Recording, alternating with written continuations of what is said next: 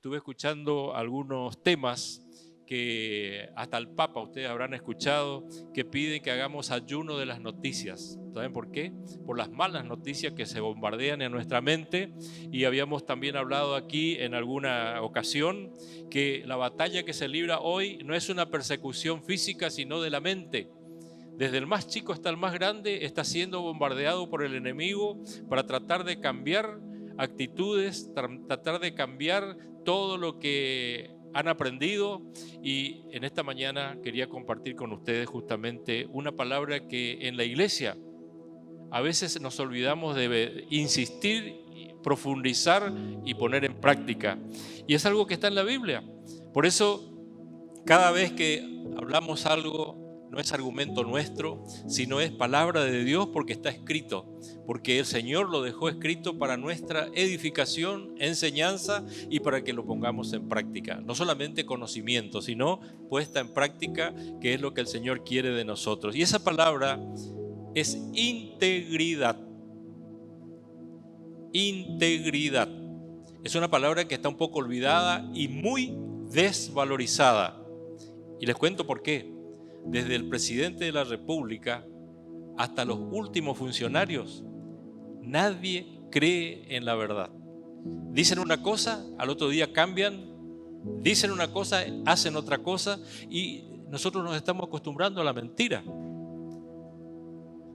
Hasta en las estadísticas se nos mienten y se nos seguirán mintiendo, porque ese es el trabajo de Satanás y dice que es el que está gobernando este mundo. Así que no nos asombremos, pero en medio de esta humanidad corrompida tenemos la responsabilidad y el privilegio de mostrar al mundo integridad.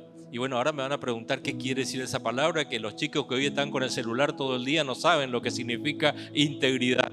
Y uno le dice, sí, tenemos que ser íntegros, y no tienen idea de que el castellano, en otras palabras, podemos explicarlo fácilmente, de una sola pieza.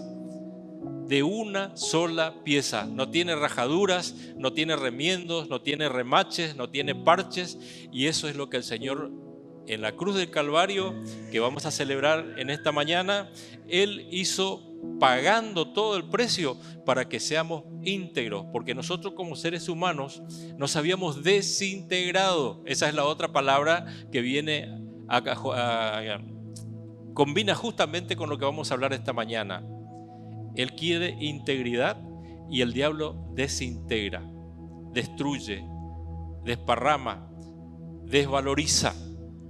Y gracias al Señor que en la Escritura, como decía, tenemos tantos ejemplos de cómo Dios, porque el ser humano en sí no tiene integridad. Ustedes se acuerdan que vino un cazador con hambre y le dice a su hermano, che, dame ese plato ahí que está tan rico y yo tengo un hambre que no doy más. Hasta que yo prepare lo que cacé va a tardar mucho. Y el hermanito le dice, bueno, pero eso cuesta plata, tiene valor. Dame tu primogenitura.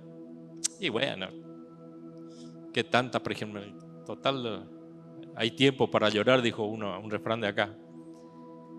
Perdió el valor, perdió su integridad. Después procuró con lágrimas recuperarlo y ya no era posible.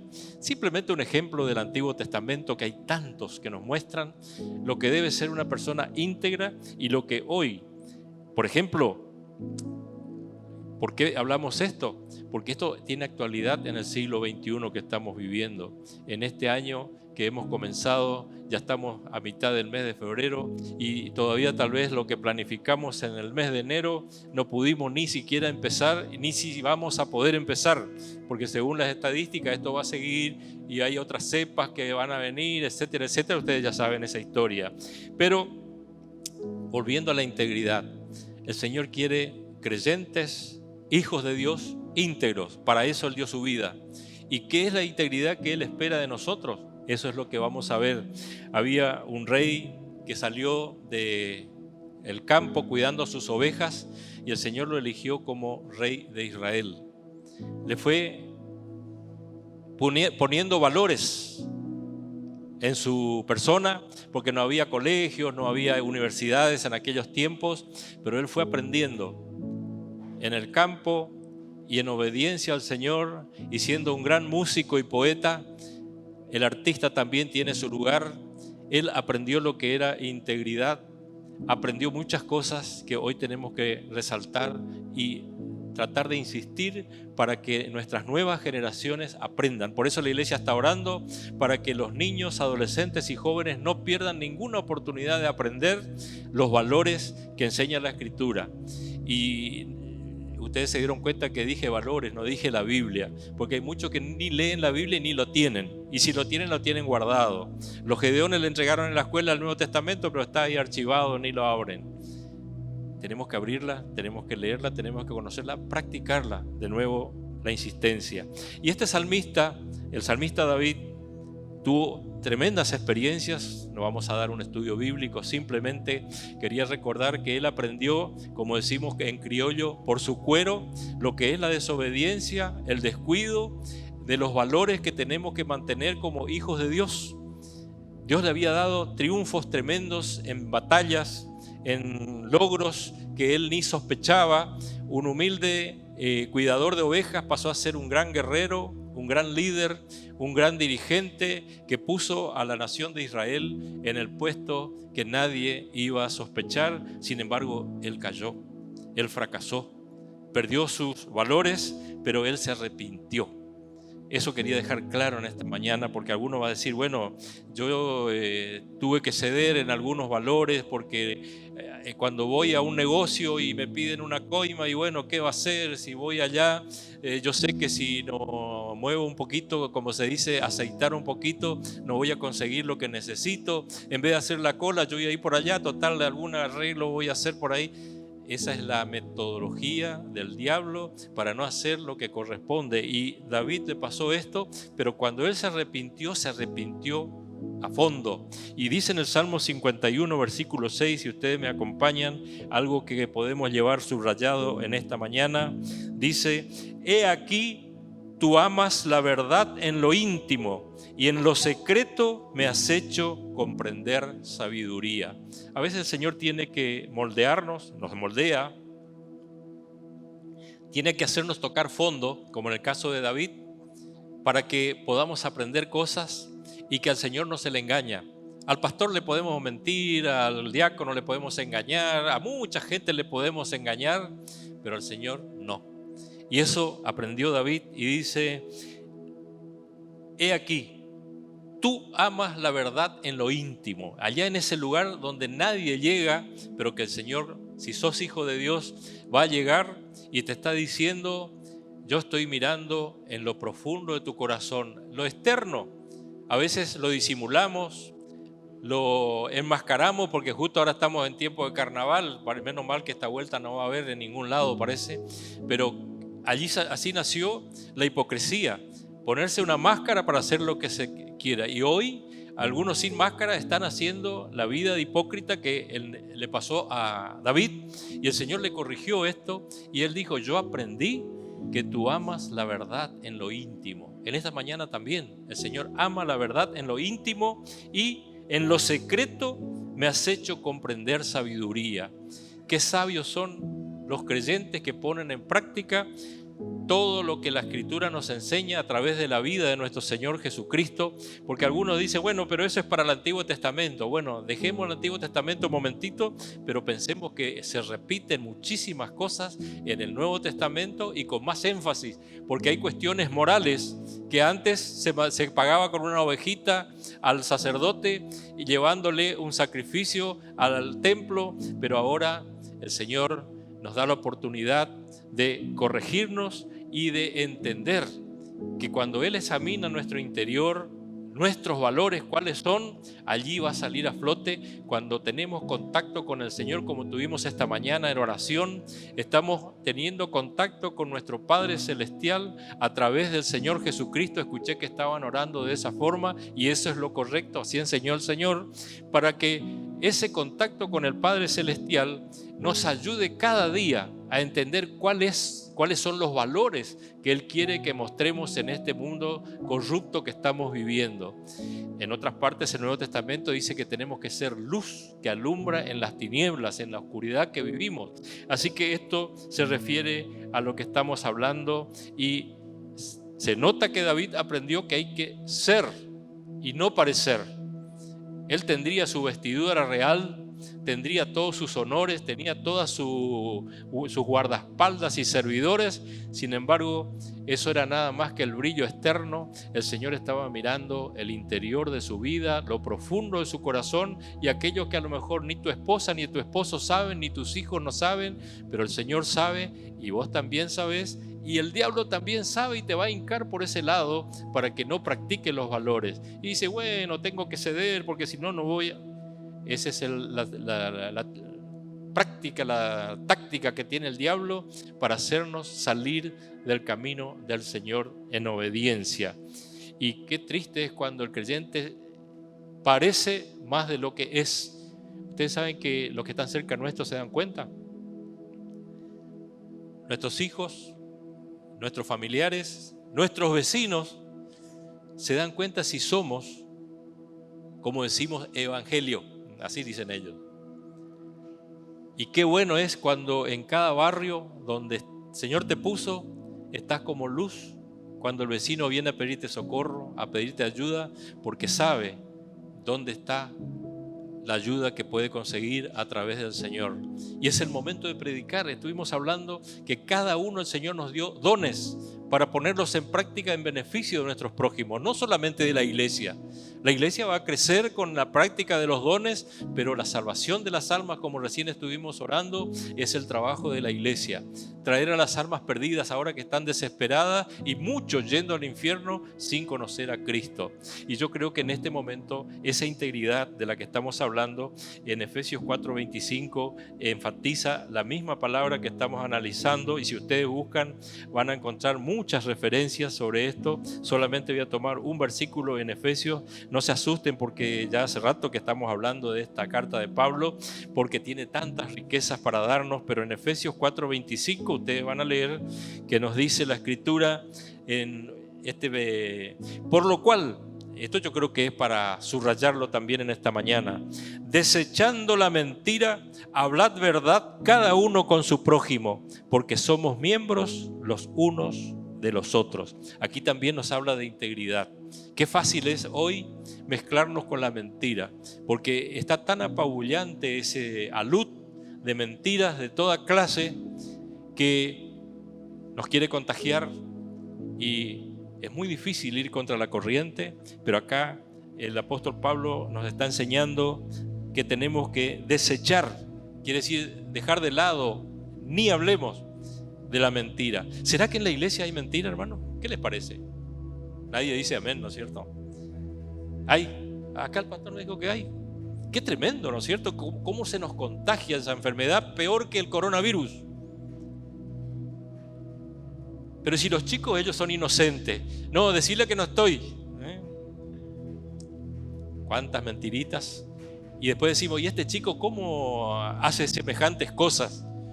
Si yo le enseñé, ¿qué es lo que vieron? ¿Qué es lo escucharon? ¿Qué es lo que practicaron?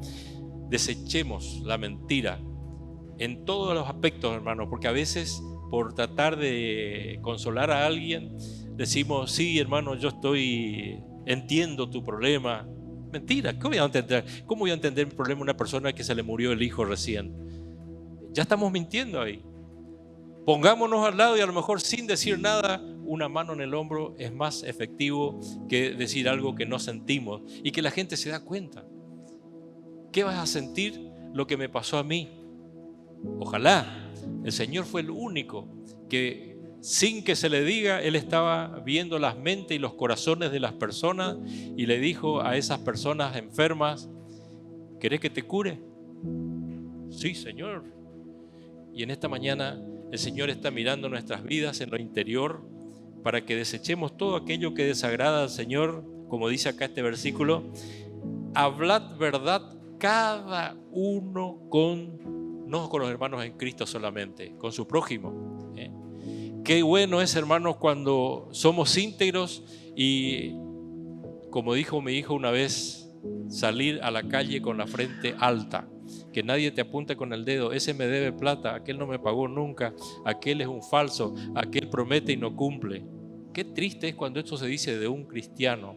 Por eso mucha gente no quiere venir a la iglesia y dice, no, si son todos unos mentirosos. Allá solamente te sacan plata los pastores para ellos.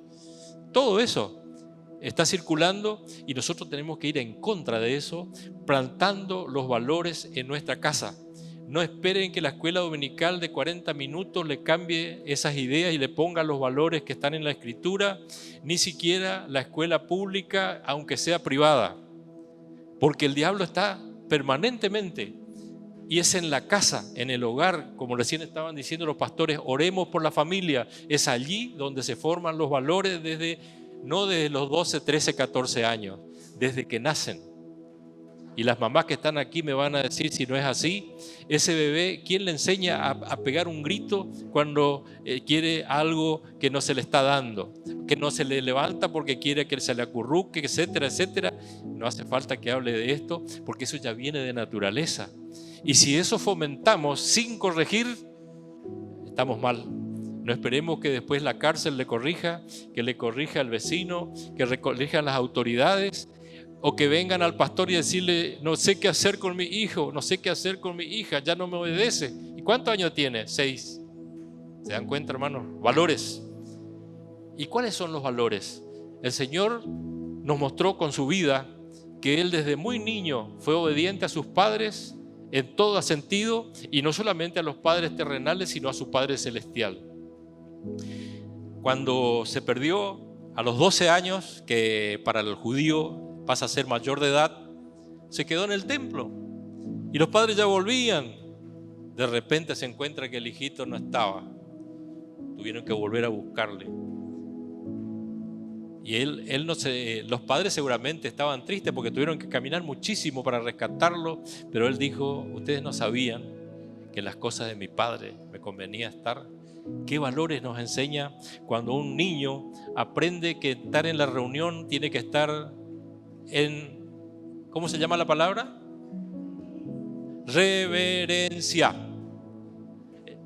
Los maestros hacen lo posible, controlar desde los más chiquitos hasta los más grandes, pero ellos tienen que aprender con el hogar cómo se comporta en la congregación donde venimos a adorar y alabar al Señor. Desde muy chicos ellos entienden perfectamente cómo se puede. No hay que atarle.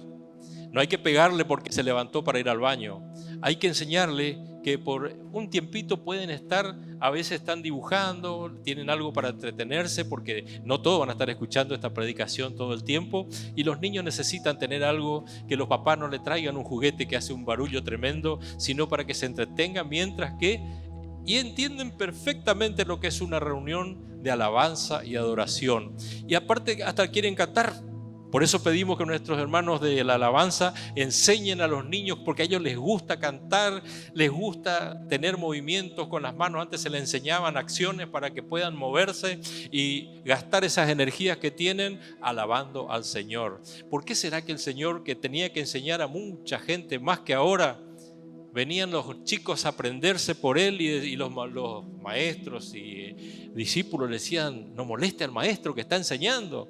¿Y él qué dijo? Dejen a los niños que vengan a mí, porque de ellos es el reino de los cielos. Y nosotros en esta mañana, hermanos, tenemos la gran responsabilidad y el privilegio de enseñarle a nuestros niños para que no nos hagan pasar vergüenza y que honren el nombre del Señor, porque ellos hasta en la escuela pueden dar testimonio de que son hijos de Dios. Ellos entienden perfectamente desde muy pequeños que pueden aceptar a Cristo como Salvador, se pueden bautizar, se pueden ser útiles en la iglesia del Señor y sobre todo ustedes no se imaginan cómo se da de alegrar el Señor cuando escucha a los niños alabándole con sus voces, con su canto, hasta con su música, porque hay instrumentistas también, niños que aprenden el talento que el Señor le ha dado. Y son todos valores que podemos usar para la gloria del Señor. Pero eso, vuelvo a repetir, comienza en la casa. Los que no tienen papás, lamentablemente hoy tenemos que ser también muy conscientes de que hay chicos que tienen que ser criados por un tutor, por un tío, por una abuela, por un abuelo, pero todos tenemos la misma responsabilidad. Si tenemos la Biblia en nuestras manos, conocemos la palabra de Dios, tenemos la herramienta de la oración para educar a las nuevas generaciones, no en lo que el mundo le está proponiendo para este año, la enseñanza de género, y todos los homosexuales están dando clases y proponiendo lo que a ellos se les antoja, y nosotros a veces nos asustamos porque ¿qué es lo que está pasando? Va a seguir pasando si no nos ponemos en guardia, como el Señor en esta mañana nos está enseñando a ser íntegros. Esa integridad te va a costar plata, te va a costar sufrimiento, lágrimas, porque vamos a tener que enfrentar a mucha gente que está batallando en contra, no solamente del Evangelio, de la iglesia, de tu familia, porque ¿cómo en tu iglesia, en tu familia te van a enseñar tal y tal cosa? Si la ley ahora propone tal o cual cosa. Entonces, por eso esta cuestión de la mentira, que es lo que se le quiere proponer al niñito hoy, para que ellos entiendan que ya no hay papá y mamá. Hay muchísimas formas y vos tenés derecho a elegir lo que se te ocurra.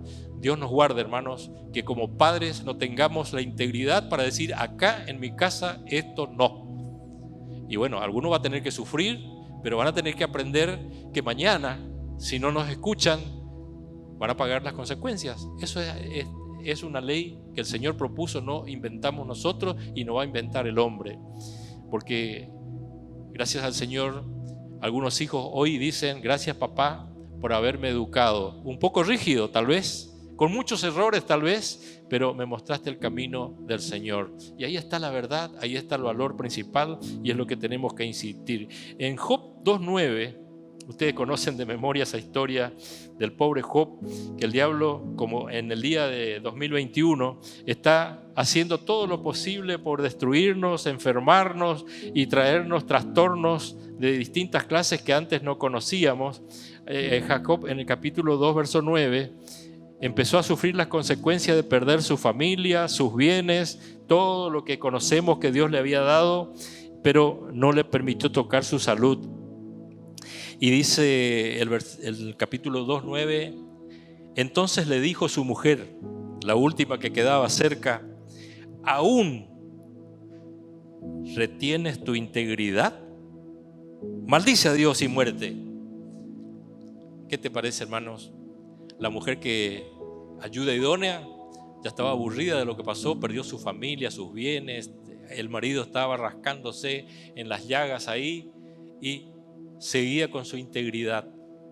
Esa integridad no era de Job, era la obediencia a Dios, y Dios le estaba sosteniendo porque le dijo a Satanás, tocad cualquier cosa de él, pero su vida nos va a tocar. ¿Se dan cuenta, hermanos, lo que es la integridad? Le habrá costado muchísimo a Job, mucho dolor, hasta sus amigos que vinieron a consolarle le traían más miseria. ¿Qué clase de amigo, no? Y a veces nos pasa que en lugar de que nos vengan a ayudar porque estoy fracasando, porque estoy debilitado, porque no fui a la reunión, porque metí la pata, como decimos a veces, viene un hermano y me da una ayudita que mamita, ¿no? Por eso, hermanos, tenemos que ser sabios. Por eso decía Pablo ahí en Efesios que nos dé sabiduría en lo íntimo para saber manejarnos con integridad, y esa integridad viene del Señor y nos va a ayudar a bendecir a nuestro prójimo, a entender a nuestro prójimo que está herido. Acá seguramente en esta mañana no hay ningún herido, ¿no es cierto? Yo soy íntegro, del lado que se mire. Yo tengo unas cuantas cicatrices que no quiero mostrar, pero gracias a Dios que son cicatrices, no son heridas, porque alguien tuvo la paciencia y nuestro Dios mandó a alguien para curar mis heridas, para ayudarme a que no esté sangrando y que en esta mañana pueda participar con libertad, porque ya tengo cicatrices nomás. Y a lo mejor me pongo una camisa para que nadie lo vea. Si hay alguien que no tiene integridad y está pensando, yo tengo una fallita, hay algo que tengo que arreglar, el Señor es fiel y listo, así como a Job le mantuvo su integridad y no cambió su pensamiento de servir y obedecer a Dios en las peores circunstancias, mucho más que nosotros hoy día. Por eso el Salmo 25, 21, que el salmista David también, a veces yo me equivoco porque hay algunos salmos que no son de David, pero generalmente la mayoría son escritos por él o recopilados de su pluma. Y en el Salmo 25, 21 también nos está hablando del tema que estamos analizando esta mañana para nuestra bendición y para que al volver a casa podamos transmitirlo a nuestros hermanos que no han podido venir. Dice el 21, si ustedes también quieren subrayarlo en sus Biblias o marcarlo en su celular: integridad y rectitud me guarden, porque en ti he esperado. Qué lindo para un versículo lema, un versículo de memoria, porque el salmista aprendió: integridad y rectitud me guarden, porque en ti he esperado. Qué lindo es, hermanos, como el salmista aprendió que esa integridad hace que alguien diga: yo confío en este hermano, yo quiero ser como mi papá, yo quiero ser como mi mamá, yo quiero ser como ese pastor, como ese diácono, yo quiero ser como ese músico que está alabando al Señor. Qué lindo es, ¿no es cierto?, mostrar esa integridad que fluye para bendición y para que las nuevas generaciones sepan a dónde tienen que apuntar. Ni Messi, ni Maradona, ni el Che Guevara, ninguno son ídolos para ejemplo. Aquellos que se tatuaron el Che Guevara en su cuerpo, no sé qué van a hacer. Lastimosamente, tener en el cuerpo un asesino, yo no lo haría. Gracias a Dios porque tenemos valores a quien copiar. En la Biblia tenemos algunos que fracasaron, pero aprendieron que humillándose ante Dios pueden recuperar el propósito de Dios en su vida. Pablo nos contó íntimamente que él quería hacer lo bueno. ¿Se acuerdan? Escribió él. Pero no lo alcanzo. Hay algo que siempre me perturba, me frena, me dice: no, ¿para qué tanto? ¿Qué tanta seriedad? Si vos prometiste, bueno, no pudiste ir, no importa. Vos dijiste que va a estar a las 8, bueno, no importa, llegar a las 8:30. O no vaya, total, no hay problema. Hermano, estamos perdiendo integridad y el diablo se aprovecha de esto para hacer perdernos confianza uno con el otro. Qué lindo es cuando digo así: el hermano dijo, ¡pum! Antiguamente, nuestros ancestros, los primeros habitantes de Misiones, venían a Misiones y le decían: este campo es para usted, listo, pero no tengo plata para pagar. Le pasaba la mano, no había papeles, no había sello, no había juez, no había nada, y se cumplía. Los campesinos de Alem no tenían banco, así que vendían la cosecha y le entregaban todo a un creyente que les guardaba su dinerito que tenían, sus elementos de la cosecha, y era como un banco, porque era de confianza, tenía valores y no le fallaba a nadie. Le decía: el año pasado me debía 20 pesos, bueno, acá está. ¿Se dan cuenta, hermanos, que los valores que están en la Escritura no cambian nunca? El mundo cambia. Hoy la Organización Mundial de la Salud dijo que la cepa del COVID hoy no es tan peligroso, ahora hay otros que son más peligrosos, y que las vacunas más o menos son seguras, no tanto. ¿Se dan cuenta cómo uno ya no puede creer en nada? El político le dice: vóteme porque yo le voy a asfaltar la calle acá a Manuel de Rosas frente al campo, y le votamos. Se olvidaron. ¿Se dan cuenta cómo la mentira ha avanzado tanto? Por eso Pablo dice: dejad la mentira, hablad verdad unos con otros. Qué lindo es cuando yo puedo hablar con mi hermano y estoy seguro que me está diciendo la verdad, que me está contando una noticia que es real, no es un dice qué. Todo esto influye en nuestra vida familiar, en nuestra vida congregacional y para la gloria de Dios. Yo nunca voy a olvidar, hermanos, cuando vinieron los hermanos que fueron náufragos del barco Doulos en el canal de Beagle. Vinieron a visitarnos en el local y recorrieron casi todas las iglesias de Posada. Y una hermana dijo que cuando entró en nuestro local sintió el Espíritu del Señor adentro. Yo quedé tan contento que digo yo: ¿qué merecemos nosotros para que el Señor se manifieste dentro de nuestra debilidad, de todas las falencias que tenemos?